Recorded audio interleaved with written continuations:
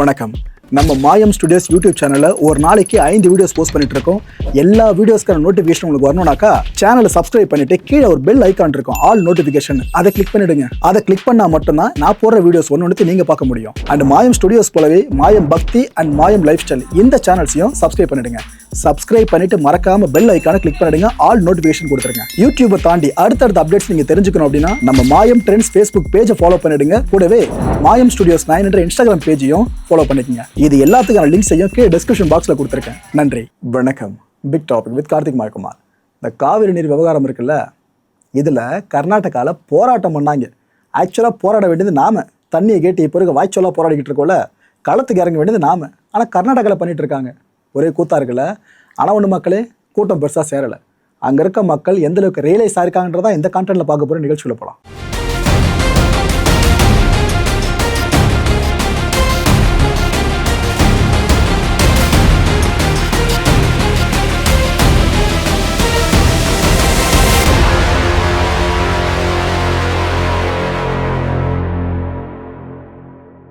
மேட்டூர் அணையோட நீர்மட்டம் இருக்குல்ல, கிட்டத்தட்ட 3 மாதங்களுக்கு பிற்பாடு இப்போ 80 அடியை எட்டியிருக்குங்க. இப்போதைய நிலவரப்படி பார்த்தீங்கன்னா வந்துருச்சு 81 அடி வரைக்கும் அது ரீச் பண்ணிடுச்சு. இந்த அணைக்கு வர்ற நீரோட அளவு இருக்குல்ல, அது வினாடிக்கு 7833 கன அடியாக இருக்குது. அண்டு குடிநீர் தேவைக்காக திறந்து விடப்படும் பார்த்தீங்கன்னா நீர், அதோட அளவு வினாடிக்கு 1500 கன அடியாக இருக்குது. நல்ல விஷயம். ஆனால் எல்லா அணைகள் சார்ந்து இதே நிலவரமானு கேட்டிங்கன்னா, ஒரு சில அணைகள் இன்னும் கவலைக்கிடமான நிலைமையில தான் இருக்குது. அதே நம்ம மைண்டில் வச்சுக்கணும். ரைட்டு. திரும்பவும் சுப்ரீம் கோர்ட்டில் நம்ம தமிழ்நாடு அரசு ஒரு கூடுதல் மனுவை தாக்கல் பண்ணியிருக்காங்க. அப்புறம் ஏற்கனவே ஒரு இஷ்யூ போயிட்டுருக்கே, அந்த மனுவரை விசாரணைக்கு வரப்போதெல்லாம் சொன்னீங்களே சொன்னீங்கன்னா அது இருக்க ஒரு பக்கம், அதெல்லாம் இன்னொரு கூடுதல் மனு. இதில் நம்ம அரசு என்ன சொல்கிறாங்கன்னா, காவிரியில் ஒரு நாளைக்கு 1 TMC வீதம் 15 நாட்களுக்கு நீரை திறக்கிறதுக்கு இந்த காவிரி மேலாண்மை ஆணையம் இருக்குல்ல, அவங்க உத்தரவு பிறப்பிச்சாங்க. Right, okay. ஆனால் இதை நாங்கள் எதிர்க்கிறோன்னு சொல்லியிருக்கோம். நம்ம அரசு இதை எதிர்க்கிறோன்னு சொல்கிறோம். ப்ரோ, கிடைக்கிற தண்ணியும் போயிட போகுது ப்ரோ அப்படின்னு யாருன்னா பதறலாம். ஆணையம் சொன்னாலும் கர்நாடக அரசு கேட்குதா என்ன? அப்புறம் இது மட்டும் எங்கேருந்து கிடைக்குன்னு சொல்கிறீங்க? இதுவே சொன்னதானே கொடுக்கலையா அவங்க? சரி, ரைட்டு. ஏற்கனவே இருக்கிற பற்றாக்குறை நீர் இருக்குல்ல, அதையும் நீங்கள் கணக்கில் எடுத்துக்கணும். சும்மா இதுக்கப்புறம் என்னவோ அதை மட்டும் கொடுங்கன்னு சொன்னால் சரியாக வராதுங்க. ஏற்கனவே கொடுக்காமலாம் இருக்குல்ல, அதுவும் இங்கே ஷார்ட்டேஜ் இருக்குல்ல, அதெல்லாம் சேர்த்து கால்குலேட் பண்ணுங்கள். விகிதாச்சார அடிப்படையில் நீரை திறக்கிறதுக்கு கர்நாடக அரசுக்கு கோர்ட்டு உத்தரவிடணும். ஆக மொத்தம் கிட்டத்தட்ட 36.63 TMC நீர் நம்மளுக்கு கிடைக்கும். நம்மளுக்கு சாதகமாக தீர்ப்பு வருன்ற பட்சத்தில் இதுக்கு மிகாமல் கிடைக்கும். மக்களே, நீர் இருந்தும் திறந்து விட கர்நாடக அரசு மறுத்துக்கிட்டு இருக்குன்னு ஒரு பெரிய உண்மையை போட்டு உடைச்சிருக்காங்க இந்த மனுவில் நம்ம தமிழ்நாடு அரசு. இதில் நான் என்ன பெருசாக எதிர்பார்க்குறேன், தாவைக்க அரசு திமுகவை கடுமையாக ஒரு விஷயத்தில் விமர்சிப்பாங்க. அதாவது காவிரி இஷ்யூவில் கோர்ட்டில் நீங்கள் கரெக்டாக வாதாடி இருந்தால் நமக்கு தண்ணி கிடச்சிருக்குன்ற மாதிரி சொல்லிட்டு இருக்காங்க. இப்போ தாவைக்க அரசா பார்ப்போம் அவங்க ஆர்கியூமெண்ட் எந்த அளவுக்கு இருக்க போகுது கோர்ட்டில் அப்படின்னு சொல்லிட்டு. ஓகே, இன்னைக்கு கர்நாடகாவில் முழு அடைப்பு போராட்டம் நடந்துச்சு. நாம் ஏற்கனவே சொல்லியிருந்தோம், பிளான் பண்ண மாதிரி பண்ண போகிறாங்கன்னு பண்ணிட்டாங்க. இப்போது தண்ணி தரவே கூடாது, யாருக்கு? தமிழ்நாட்டுக்கு தண்ணியை கொடுக்கவே கூடாதுன்னு அந்த போராட்டத்தோட தீம் இதை தான் முடக்கமாக முன் வச்சாங்க. மைசூர், கொப்பல், அத்திப்பள்ளி இங்கெல்லாம் போராட்டம் நடந்துச்சு. அவ்வளோதான் சொல்லணும், பெருசாக நடந்துச்சுலாம் சொல்ல முடியாது. இதில் கவனிக்க வேண்டிய விஷயம் என்ன தெரியுமா? பல அமைப்புகள் போராட வரலை. இன்ஃபேக்ட் காவிரி நீர் சம்பந்தமாக தமிழ்நாட்டை எதிர்த்து போராடணுனாக்கா இதுக்கு முன்னாடி பல அமைப்புகள் களத்துக்கு வரும். ஆனால் இந்த முறை பெரும்பாலான அமைப்புகள் வரல. மிச்சம் சொச்ச இருக்க அமைப்புகள் இருக்குல்ல, இவங்க மட்டும் தான் போராட்ட களத்துக்கு வந்தாங்க. ஆக்சுவலாக இந்த போராட்டங்களால் மக்களோட இயல்பு வாழ்க்கையும் பெருசாக பாதிக்கலை.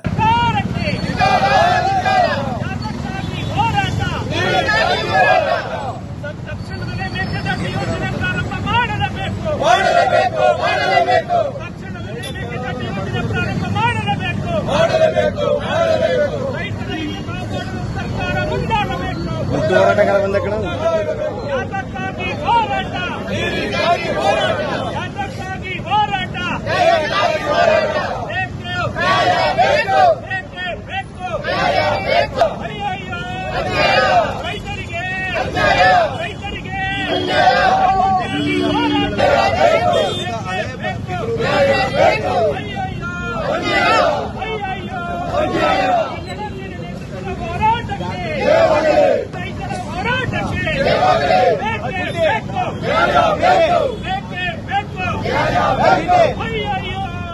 காட்சிகளை பார்த்துருப்பீங்க. அப்போ நடந்த போராட்டங்களுக்கு சேர்ந்த கூட்டத்தில் ஒரு பகுதி கூட இல்லைல்ல இப்போ பார்க்குறப்ப. ஓகே, ஆக்சுவலாக இதுக்கு என்ன ப்ரோ காரணம்னு கேட்டிங்கன்னா 2 சொல்லலாம். இல்லை மொதல் காரணம், கர்நாடகாவில் வாழ்ந்துட்டு இருக்க இளம் தலைமுறையினர் இருக்காங்களே, அவங்க காட்டுற பேசிக்கான மனிதாபிமானம் ஒன்று. அப்படி இது இல்லை ப்ரோ அப்படின்னு நினச்சிங்கன்னா 2வது காரணம் ஒன்று மட்டும் தான் இருக்க முடியும். இட் மீன்ஸ் மழை வந்து அணை நிரம்பலைன்னா நாங்கள் போராடி இருப்போம். அதை மழை வந்து அணை நிரம்பிடுச்சு, அதை திறந்துள்ள எங்களுக்கு பிரச்சனையாச்சு. புரியுதா மக்களே? 2த்துல எது ஒரு காரணமாக இருக்கும்ன்றதை நீங்கள் முடிவு பண்ணிக்கலாம். ஓசூர் வழியாக பெங்களூருக்கு தமிழ்நாடு பேருந்துகள் இயக்கப்பட்டுச்சு. இப்போ ஏற்பட குரூஷியல் டைம்லேயும் இயக்கப்பட்டிருக்கு. ஆனால் நீலகிரி டு கர்நாடக அரசு பேருந்து இருக்குல்ல, இந்த சேவை நிறுத்தப்பட்டாச்சு. ஆனால் கர்நாடக மாநில அரசோட பேருந்து சேவை இருக்குல்ல, அது நீலகிரிக்கு இயக்கப்பட்டுச்சு. ஈரோடு டு கர்நாடக அரசு பேருந்து சேவை இருக்குல்ல, அது ரத்து பண்ணப்பட்டிருந்துச்சு. முதல்லலாம் எல்லையில் கன்னட அமைப்புகள்லாம் போராடுறாங்க அப்படின்ற செய்தி வந்தாலே சில நாட்களுக்கே ஃபுல்லாக எல்லா பேருந்து சேவை ஸ்டாப் ஆகும். கவனிச்சிருக்கீங்களா? இங்கேருந்து போவாது, அங்கேருந்து வராது. ஆனால் இந்த முறை பார்த்தீங்கன்னா பாதிக்கு பாதி இயக்கத்தில் தான் இருந்திருக்கு.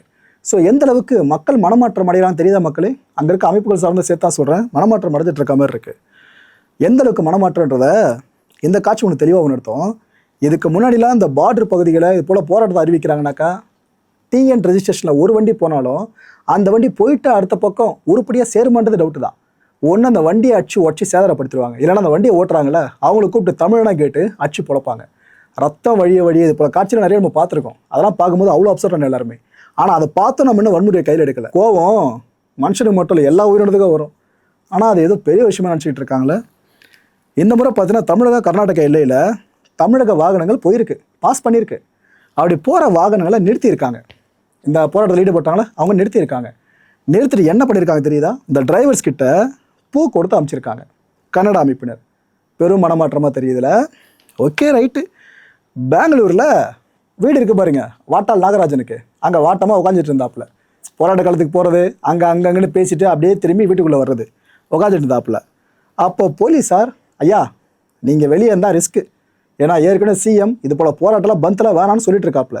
நீங்கள் வேறு எல்லா கன்னட அமைப்புகளையும் கூப்பிட்டுட்டே இருக்கீங்க, வாங்க போராடுவோம் விஷயத்தை பெருசாகிட்டு இருக்கீங்க.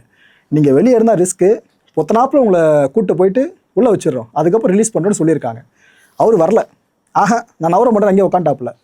அப்புறம் போலீஸ் உயர் அதிகாரி ஒருத்தர் உள்ளே போயிட்டு அந்த பிளாஸ்டிக் சேரில் அவரே அமர்ந்துட்டு பேசுகிறாப்புல.